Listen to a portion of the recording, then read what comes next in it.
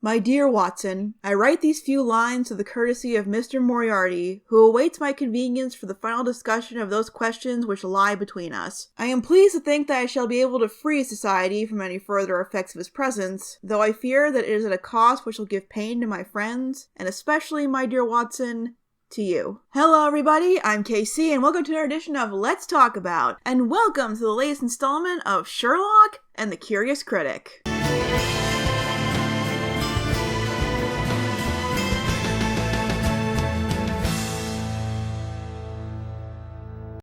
Season 2 has tested Sherlock Holmes on a deeper level, but this season's final challenge will be greater than any other he's faced so far in the Reichenbach Fall. Moriarty strikes again, pulling off the biggest crimes in the country and targeting Sherlock's reputation in several deep and deceptive ways that might just push the great detective to his absolute limit. So, we've run into the woman, the hound, and now it's time to complete this trilogy of Sherlock Holmes' most popular stories with his death. Adapting the death of Sherlock Holmes is fascinating to me because future adapters are working with information that the original audience and even Conan Doyle didn't have, that this death wouldn't be permanent. And this is another bit of Sherlock Holmes history that is pretty well known, so Sherlock has the task of making this suspenseful and impactful while being well aware that a good chunk of their audience knows that he's going to be okay. Something that, when all is said and done, I think the Reichenbach Fall accomplishes. In large part thanks to the return of everyone's favorite sociopathic consulting criminal, Jim Moriarty. After taking some time off after his amazing walk-on appearance in The Great Game, Moriarty is on full display here in all of his melodramatic,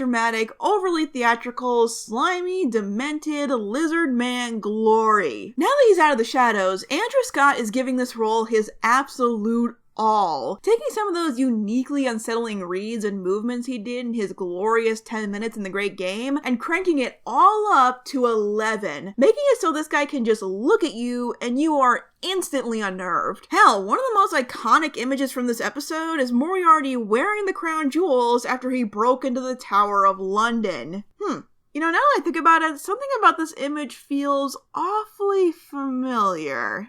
Bright and alert as always. I joke, but really, Sherlock's incarnation of Moriarty, especially in this episode, reminds me quite a bit of Ratigan. Being a ridiculous yet threatening showman, having his own musical accompaniment, taunting his nemesis in overly dramatic ways, I can't believe this didn't click with me until just now. These two have more in common with each other than with any other incarnation of Moriarty. Even though Moriarty's presentation here is unsettling to watch and yet you can't get enough, the greatest imprint he leaves on this episode is the elaborate and despicable lengths he goes to, as he said before, burn Sherlock. But before I go more into that, let's take a look and see how they call back to the original stories here in our segment,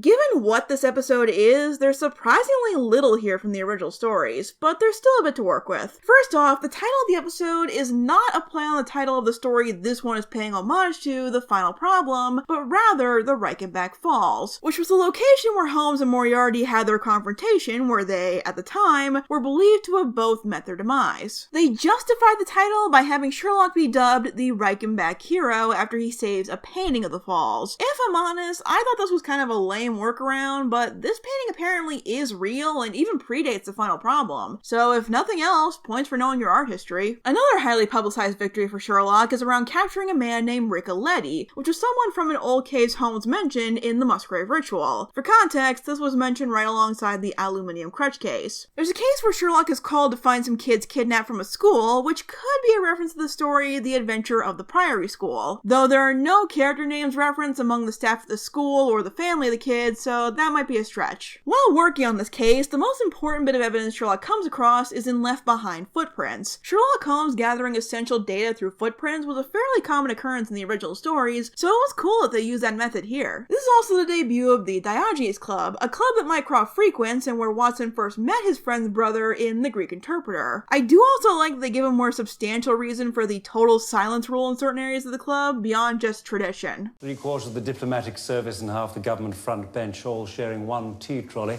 It's for the best, believe me.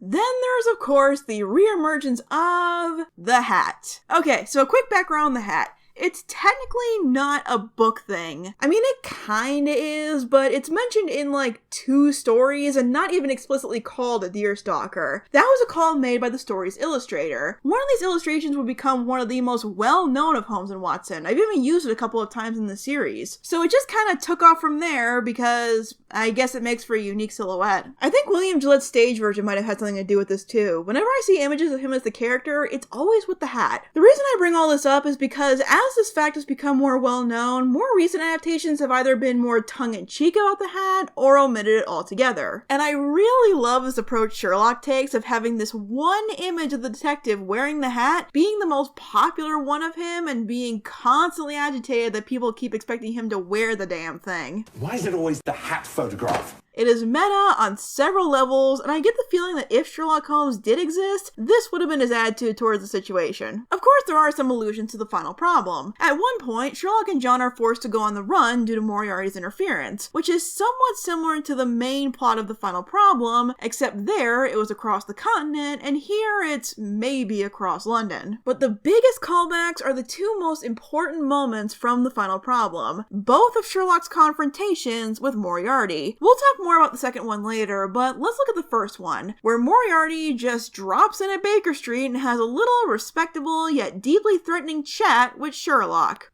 Over tea. Because that's what the Brits do. And the Irish, apparently. This is my personal favorite moment from the original story, and they really brought that calm tension to life marvelously. Now with the added layer that this isn't their first meeting like it is in the book. There's no threat of immediate death like last time either, just 2 sides of the same coin in a casual setting, really just assessing each other in this calm before the storm. For me, it does lose some points for not having any of the book dialogue in there, but it's made up for by having this ingenious encounter reworked and tailor-made for these specific incarnations. One of the high marks of writing in this episode by, Stephen Thompson? Like Blind Banker, Stephen Thompson? Well, that explains the lack of book quotes in the script, but damn, man, way to up your game. Something special to point out this time is that there are a couple of other well-put-together Holmes allusions here. Moffat and Gatiss often point out this scene where Moriarty walks up to 221B. That's a direct homage to a moment in the Basil Rathbone movie, The Woman in Green. Actually, Sherlock testifying in Moriarty's trial and Moriarty walking away free might be from a Rathbone movie too, if memory serves. Taking over the duty of directing this episode this time is Toby Haynes. This I feel is worth mentioning because he has credits on Doctor Who with a very solid string of Moffat-era stories, all of which had marvelous direction that certainly carries over here. There's a lot of the same Sherlock production design bits, floating text, neat transitions, photographic deductions, but I really love the way this one is shot and lit. Even with characters just sitting around, it's very atmospheric. In terms of cinematography, this is where Sherlock started to feel more cinematic, and would be an extra bit of flavor that more than one episode after this tried to replicate. Even if this was Haynes' only directing work on the show, he left his mark. Now, back to the story, where the Great Game was mostly about assessing Sherlock as an opponent and getting his attention to lay down a face-to-face threat. The Reichenbach Fall is Moriarty following through on that threat, going to incredible lengths to destroy Sherlock. From kidnapping high-profile kids for no other reason and to plant seeds of doubt at Scotland Yard that were definitely already there, but he really watered them, to committing the most elaborate break-ins in the country just so he can go on a highly publicized trial as a step to take down Sherlock's reputation. The episode is pretty clever in putting you in the perspective of Sherlock though, seeing most of Moriarty's web of deceit while everybody else falls for his tricks. Where almost everyone else is led to believe that Sherlock's a fraud, the audience is never meant to have that doubt put in them. But to follow along with our hero, find out what Moriarty's endgame is, and to see how he's going to get out of this. Watching as Moriarty is pulling on strings that have kind of been there for a while. Take Donovan, played by Vinette Robinson, who's been skeptical about Sherlock since the very first episode. And I know it makes sense for Sherlock to have his detractors, especially given how much more antisocial this incarnation of the detective is compared to most, but I never really gave it much weight. But those doubts rise to the surface when the slightest bit of evidence suggests that there was something to her suspicions, because then she's right, and that's easier than believing that one guy is better at this work than practically all of her colleagues. She even tries to have a little I told you so moment when Sherlock is arrested. But the Jerk of the Month award does not go to her, surprisingly, but the chief who demanded Sherlock's arrest. This guy gets like a minute of screen time and is so insignificant that he doesn't even get a name, but his behavior in that minute makes the realization that John punched him in the face a real fist pump in the air moment. Then you have people like Kitty Riley, played by Katherine Parkinson, who represents an area this episode, and Sherlock in general, explores that I'm surprised more adaptations don't. The reaction to John's stories and how that affects Sherlock's reputation. Even in the original stories, the fact that Watson was chronicling all of their adventures and publishing them was commented on every now and then, but never really outside of their own sitting room. But given the massive audience these stories developed almost immediately, it only makes sense to have that have an impact on the lives of the characters. Of course Sherlock would become a public figure and something of a modern day hero. But that would bring its own set of challenges, like gossip and scandal, people wanting a deeper, more personal story that Sherlock is not interested in providing. Not to mention his own attitude is sort of counterproductive with trying to keep up a good public image. Like being held in contempt at Moriarty's trial because he couldn't keep from showing off for 5 minutes, or being abrasive towards a witness and shocked to get a quicker answer, or being intrigued by the circumstances of the missing children, or being rude towards Kitty during their first encounter. Although that one I feel is a bit justified because she ambushed him in the bathroom. I don't care if you're a fan or reporter or whatever, don't do that, people. It's not cool. So once again, the idea that Sherlock is a horrible person and fraud is easier to swallow and makes people who bring that to light feel superior because they're more clever than the man claiming to be the cleverest. Kitty even gets her own little gotcha moment. Everyone gets a gotcha moment. Congratulations, supporting cast, you've been played. But like with the duality of Sherlock and Moriarty, there's another side of this coin. Where there's doubt on one side, there's faith on the other. The characters closest to Sherlock, despite everything that Moriarty is trying to make them believe, never lose faith in Sherlock. Like Lestrade, who tries to lightly make Sherlock feel better after he unintentionally scares one of the kids, and even when he has to go arrest him, he warns them ahead of time and gives Sherlock every chance he can give him before things get serious. Even if he has to play into what Moriarty has laid out, I don't think Lestrade ever really believes that stuff about Sherlock. Or at the very least, he still wants to look out for him. Though on the other hand, I don't think he could have picked two worse people to consult on what to do about all this. I realize they have recurring character status, but what about these guys at the desk who never get lines? Then of course, there's John, who plays the essential role of willing to look out for Sherlock no matter what, but also being ready to scold him and put him in his place. But the one thing that remains constant is that John stands up for Sherlock and has faith in him as Moriarty plants his precious seeds of doubt, an attitude that seems to surprise Sherlock on more than one occasion. That straightforward faith and dedication is something he shares deeply with his book counterpart. He knows Sherlock can be an inconsiderate jerk, they've had more than one argument about it, but he also sees everything incredible about his friend and fights every bit of evidence to the contrary, because unlike his detractors, John is willing to look beyond the surface and see the remarkable underneath the aggravating. You can tell at the moment Moriarty tries to convince the world Sherlock hired him to play the villain is the moment where he tries to bait John to fall for his tricks and give up on him. But the moment never comes, and until the final conflict, John is willing to stand by Sherlock and do everything in his power to help him clear this up. But the most important person who's still willing to stand by Sherlock is Molly. I've kind of danced around Molly up to this point, but season 2 is really her time to shine. Mostly because she wasn't supposed to stick around post season 1. Molly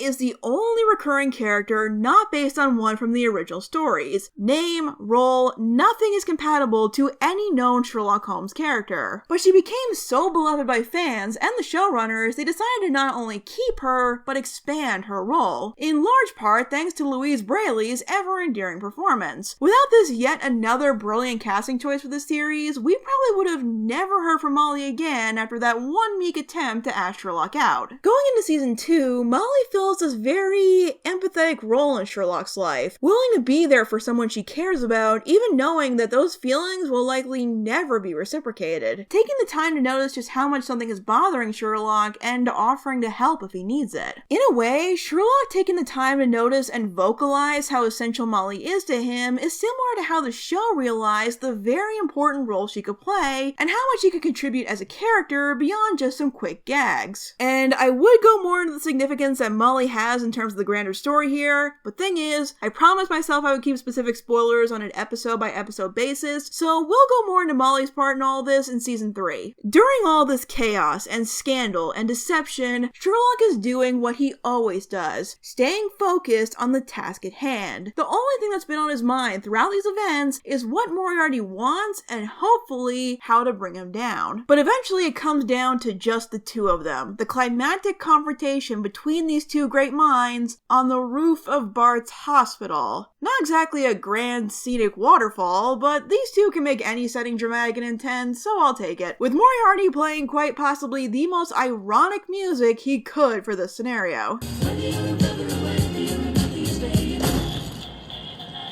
This is where we finally get to the root of what Moriarty wants, and out of everything else in the episode, this took me the longest to properly decipher, because he seemed to be lamenting his success up to this point, which seemed odd to me. He's the world's greatest criminal mind. He's bent and manipulated systems and people to do his bidding, sometimes without them even realizing, devised a scenario where everyone would be looking at him and yet no one would truly be paying attention. He pulled off something massive and elaborate with what seemed like little effort. Then I realized that is exactly the problem, where you realize that this guy does all of this not for any sort of financial or status gain, but for his own entertainment. The gist is that Moriarty isn't satisfied with the game anymore. He finds himself so superior to everyone and everything that it's all become boring. And as messed up as that is, that's kind of an interesting angle for a character who's supposed to have criminal ties and influences all over the world. Moriarty has so much power and influence, the rewards of that power have become meaningless. So he went to take down Sherlock as a challenge because he felt he might have finally found his equal, and when that turned out to be easy in his eyes too, he sulks about it. But does take some time to steal Sherlock's thing of showing off how clever he is as the pieces of what his plan would lead up to all come together. I will always remind you all how excellently Cumberbatch and Scott work off each other, but this moment gets the added bonus of having Sherlock on the opposite end of this sort of confrontation. It's so good. The whole confrontation on the roof is basically Sherlock trying to get that one upper hand, where Moriarty seems to have thought of everything and has all the pieces, including threatening to kill the only people he cares about if he doesn't die in disgrace. Once again, leaving Moriarty with a sense of dissatisfaction at the whole affair. For a moment, it seems like he defeated Sherlock Holmes the same way he could have anyone else, with something he has none of, but insanely manipulates in ordinary people for his own gain: sentiment. So there's this weird, enigmatic satisfaction that comes in this confrontation when Sherlock finds a hole in Moriarty's threat and makes it clear that he is willing to burn if Moriarty is beside him. Sherlock will go to the deepest depths if it means Moriarty won't crawl back out. It's kind of disturbing and took me a few viewings to truly grasp what was going through that extraordinary squirrel's den of a head of his, but it makes the whole conflict really chilling. Right up to the point where Moriarty blows his own brains out just to beat Sherlock. Now you see that evil will always triumph, because good is dumb.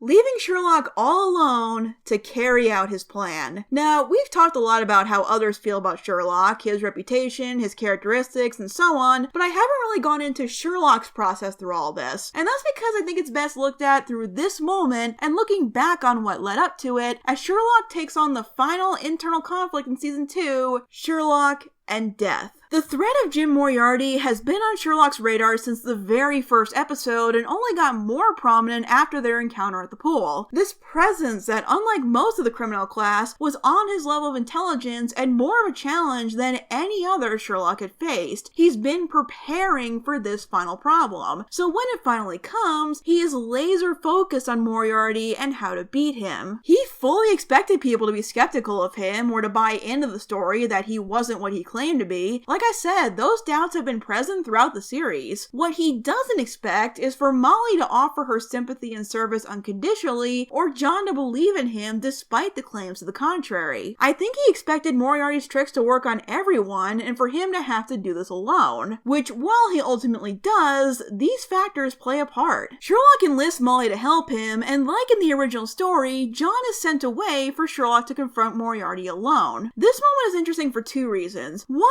because it's finally the moment where John snaps at Sherlock, not through anything Moriarty's convinced him of, but thinking he's once again putting the case ahead of caring. And two, because that's the last proper beat from the original story. From this point on, it's a whole lot of moments we didn't get to see in the final problem, but makes the overall premise richer. Since the stories are told from Watson's perspective, the confrontation between Holmes and Moriarty was something left up to assumptions that we never really got to see, or well, read. Here, not only do we see that, but so much more. Because John actually makes it back before Sherlock disappears, and instead of finding a note left behind by his friend, actually has to say goodbye to him. Cumberbatch and Freeman obviously get a lot of great moments together. They are the heart and soul of the series, but this may be the most emotionally powerful out of all of them. Even given the circumstances of what's about to happen, I did not expect to see Sherlock this emotional. He may not actually be dying, but saying goodbye to his best friend, who he has no reason to believe he'll ever see again, probably feels like it. But even though this is the same basic principle Sherlock usually follows, doing whatever it takes to solve the case, this is quite a change from the events of A Study in Pink. A shift in perspective from I need to be right to this is the only way to save those closest to me. If it hasn't become clear at this point, Sherlock's a pretty complicated guy, but this episode, more than most, might show just how complicated. He may not be cooperative or appropriately compassionate, but as I've said before, it's more complicated than saying he simply doesn't care, just because that's what he constantly insists. And I think this moment, where he has to stare his best friend in the face and lie to protect him and so many others, says that, if nothing else. It's arguably the most heartbreaking and emotionally raw scene in the entire series. Until about 2 seconds later, with the most earth-shattering change from the original material, that John and we the audience see Sherlock fall and die. An incredible and daring deviation from the original story that was such a risk, and I bet they were so pissed that Game of Shadows beat them to it by like 3 weeks. You really think you're the only one who can play this game? Regardless, people lost their minds. I lost my mind. I couldn't believe what I was seeing. Even when Sherlock Holmes' death was supposed to be permanent, there was no body, no real proof that he died beyond conclusions brought on by the note, leading to some scholars suspecting that his eventual revival was in Conan Doyle's back pocket if he ever wanted to bring Holmes back. But this and Game of Shadows gives themselves the extra challenge of making sure there's no doubt Sherlock Holmes died and very little room for deception, only to have him reappear for the audience right before the credits rolled. The internet went mad with elaborate and varied theories on how Sherlock could have possibly survived this with how much of this fall we saw, enveloping most of the discussion about this show for the next couple of years. This is something else we'll be expanding on in the season 3 premiere, but for now we're left with the striking and, upon seeing Sherlock dead on the pavement, disorienting final moments with John mourning his best friend. On a quick side note, this might sound really dumb, but I love how the weather plays a part in these events. Having it be sunny during Sherlock and Moriarty's confrontation, the clouds rolling in as Sherlock has to get ready to jump and say goodbye to John, and then the rain pouring as he does, and John watches him be carried away. It's really effective. Even though this episode and this season mostly revolved around Sherlock himself, the final scene is John's to steal. I don't know if this moment he has at Sherlock's grave is Martin Freeman's best performance on the show, but it's definitely up there and gives me that little catch in my throat every time. John may be the more emotional of the two of them, but it's rare that you see him this vulnerable. Sherlock may frustrate John and test his patience, but like I said back in A Study in Pink, the potential he saw and the challenges that came with being roommates with this man helped make John whole again in a deeply uncertain time. I was so alone, and I owe you so much. This episode, more than any other, showed how John really saw Sherlock in ways that might have surprised Sherlock himself, even partly quoting the sentiment towards Sherlock Holmes that his book counterpart had as he was concluding chronicling his death. You were the best man, the most human being that I've ever known. And even though it'll be quite some time before they see each other again, part of me is glad that Sherlock got to hear that. Overall, the Reichenbach Fall is quite the roller coaster of an episode, and definitely the toughest for me to tackle so far. Going over this episode was kind of like how I felt trying to review Avengers Infinity War. It's tough to evaluate and present thoughts on a story that's technically not finished, especially when you have the context of the second part, but are trying to keep future spoilers to a minimum. But like most of season 2 for me, this one definitely benefited more from repeat viewings. Maybe even more so than the other 2 episodes, because not only is there the later context for the events provided in season 3, but there are so many intricate moving parts in this one and subtle cat and mouse games being played that it can be tough to follow the motivations of everyone involved, especially our big bad. I'm not quite sure if it's clever in its complexity or overly complicated, though given at the moment the story and motivations truly came together and clicked for me was when I went in with the intention of reviewing it, it could be the latter. Since like Sherlock himself, that's when I was forced to not just observe the events throughout, but break down and analyze each moment for their meaning. And you could argue that a detective story that becomes more meaningful the more you think about it is a valid approach. Plus, there's some great cinematography. The challenges the characters endure here feel like they've been built up over the course of the series up to this point. The Fall led to massive talking points and speculation, while being another creative update of a classic story. It has some of the most memorable moments in the show's history, and the performances continue to be above and beyond the great work of previous episodes, delivering some of the most powerful emotional moments in the series. As a whole, I'm not as smitten with this episode as others. Sometimes I think it's a bit too clever for its own good and can come off as confusing, but it's still an admirable conflict for this great hero and villain, and a creative reimagining of the death of this literary icon. But next time, we'll see how the detective and the series are revived after a long time away in the season 3 premiere, The Empty Hearse. Thanks for watching, and I will see you guys next time.